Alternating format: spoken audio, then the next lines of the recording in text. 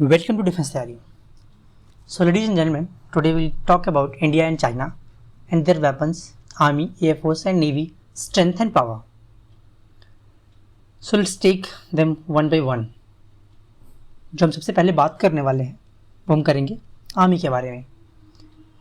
जो India army है इसका हम पहले कंपैरिजन कर लेते हैं कि चाइनीज़ आर्मी से जो ट्रूप्स की नंबर है वो कैसी है, हमारे पास जो वेपन्स हैं वो कैसे हैं.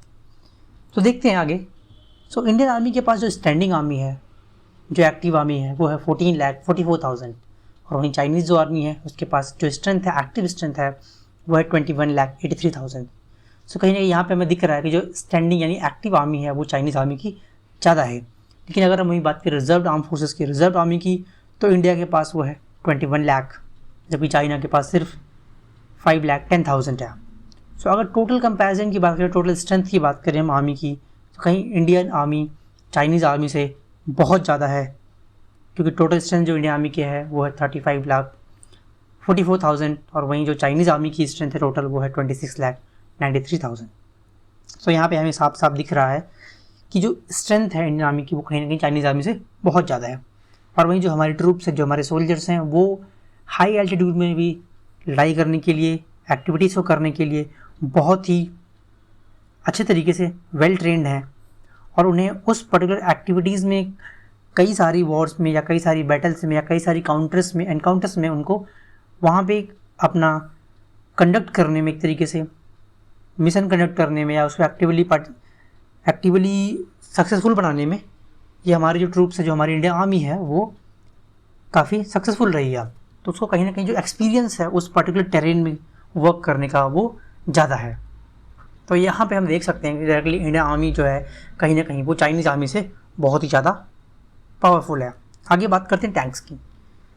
जो टैंक्स हैं वो इंडियन आर्मी के अंदर 4,292 टैंक्स हैं, यानी कि 4,292 टैंक्स.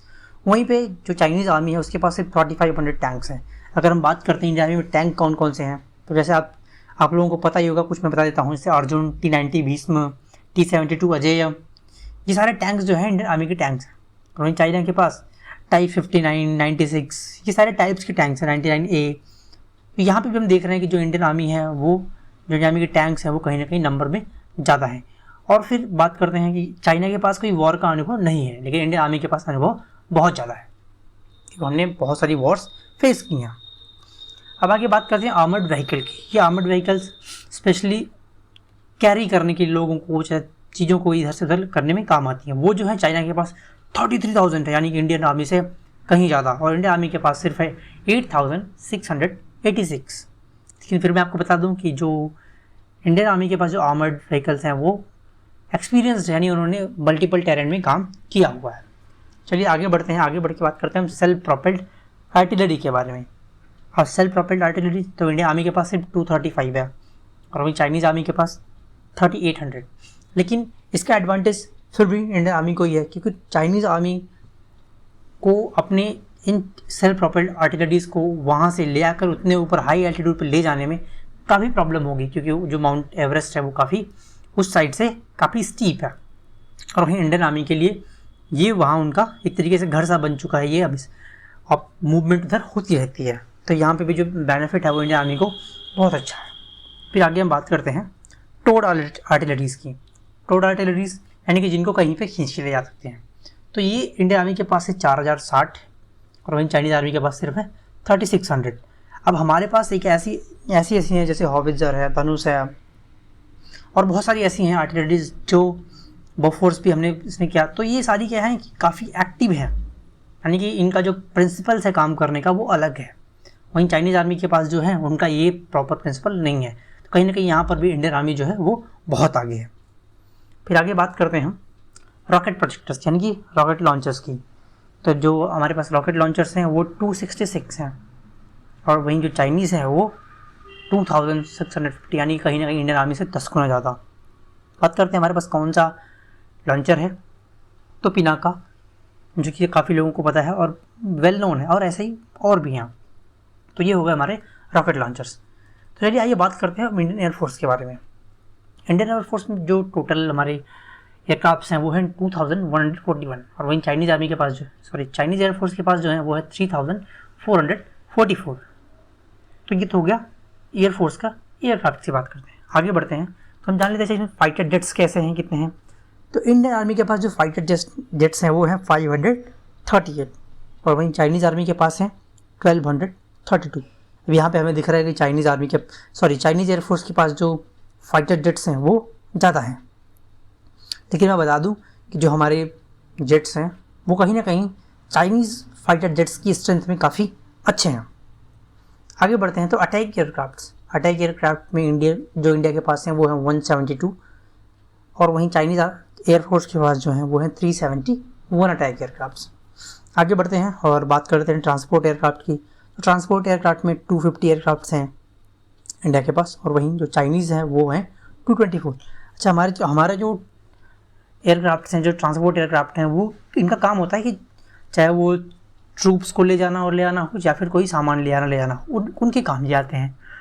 अब जो इनकी स्ट्रेंथ है वो काफ़ी अच्छी है और एक साथ बहुत सारी चीज़ों को यहाँ से एक दूसरे साथ ट्रांसपोर्ट कर सकते हैं और उनकी जो स्ट्रेंथ होती है काफ़ी अच्छी है। फिर आगे हम बढ़ते हैं और बात करते हैं एयरक्राफ्ट जो स्पेशल मिशंस के लिए होते हैं। सो जो स्पेशल मिशन के लिए एयरक्राफ्ट हैं वो इंडिया के पास 77 है और वहीं जो चाइनीज़ एयरफोर्स के पास हैं वो है 111। आगे बढ़ते हैं हेलीकॉप्टर्स की बात करते हैं। तो इंडिया के पास 722 हेलीकॉप्टर्स हैं और वहीं चाइना के पास जो है वो 911 है। अच्छा, इसमें भी आते हैं ट्रांसपोर्ट, जैसे अपना चिनूक हो गया और ऐसे एक दो और हैं, तो ये भी इसके अंदर आते हैं। यानी जो स्ट्रेंथ है वो कहीं ना कहीं फिर भी हमारी अच्छी, क्योंकि हमारे पास जो चिनूक है उसकी जो स्ट्रेंथ है चीज़ों को ले जाने की, टो करके ले जाने की, ट्रांसपोर्ट करने की, वो भी काफ़ी अच्छी है। फिर आगे बढ़ते हैं अटैक हेलीकॉप्टर्स की बात करते हैं। तो अभी आपने हाल ही फिलहाल में सुना होगा कि इंडिया ने अपाचे मंगाया है। वैसे इंडिया के पास 23 हेलीकॉप्टर्स हैं जो अटैक के लिए हैं और वहीं चाइना के पास इसका ऑलमोस्ट 10 गुना या उससे भी ज़्यादा है, 281। तो इसके बाद चलिए आइए बात करते हैं नेवल फोर्सेस की। सो नेवी के पास, यानी कि जो इंडियन नेवी है उसके पास जो एयरक्राफ्ट है वो एक एयरक्राफ्ट है और वहीं एयरक्राफ्ट कैरियर जो है वो इंडियन नेवी के पास एक है और वहीं चाइनीज़ नेवी के पास जो है वो 2 एयरक्राफ्ट कैरियर्स हैं। देखिए, इसका कोई फ़र्क नहीं पड़ता क्योंकि इंडियन नेवी के पास सिर्फ गार्ड करने के लिए Indian ocean, bay of Bengal और यानी कि पूरा का पूरा ये जो रीजन है इंडियन ओशन का ये है। लेकिन वहीं चाइनीज़ नेवी के लिए उसको गार्ड करना है साउथ चाइना सी, उसके बाद फिर उसको आना पड़ेगा घूम के यहाँ तक इंडियन ओशन में। तो कहीं ना कहीं जो हमारी स्ट्रेंथ है जो एक एयरक्राफ्ट की है वो सिर्फ इंडियन ओशन को गार्ड करने के लिए एनफ है। आगे बात करते हैं डेस्ट्रॉयर्स की। जो हमारे डेस्ट्रॉयर्स हैं, हमारे पास 10 डेस्ट्रॉयर्स हैं और वहीं 36 चाइनीज़ के पास हैं। तो फिर से मैं बात करता हूँ कि चाइना को साउथ चाइना सी भी देखना है और फिर उसको अगर वॉर करनी हुई, कोई युद्ध हुआ, तो उसको इंडियन ओशन में भी आना पड़ेगा।